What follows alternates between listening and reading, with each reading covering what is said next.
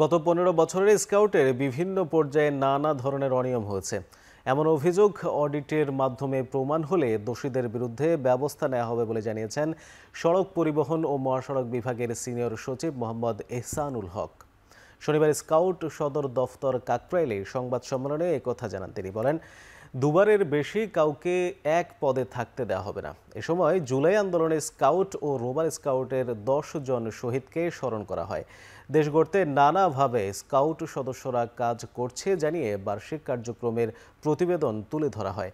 স্কাউটের ad hoc কমিটির সদস্য সচিব মীর মাহবুবুর রহমান স্নিগ্ধ বলেন, ১১ জনের অ্যাডহক কমিটি সংস্কার করতে হবে। ১১ জনের অ্যাডহক কমিটি এগিয়ে নিতে কাজ করছে তারা। সংস্কার শেষে নির্বাচনের মধ্য দিয়ে একটি জাতীয় কমিটি গঠন করার কথা জানান তিনি। এ সময় তিনি জুলাই পরবর্তী নতুন বাংলাদেশ গড়তে স্কাউটের ভূমিকাও তুলে ধরেন।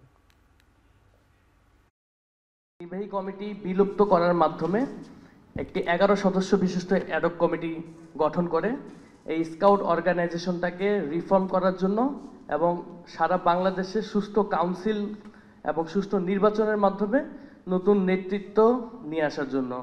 আমাদের এই সংস্কারের একটা বিষয় হলো যে আমরা কাউকে দুবারের বেশি কোনো পদে থাকতে দিব না। তাতে একটা সুবিধা হবে যে এই যে কায়েমি স্বার্থ প্রতিষ্ঠার কোনো সুযোগ থাকবে না। আর আমরা ২০০৯ থেকে আসলে অডিটটা চালু খতিয়ে দেখব।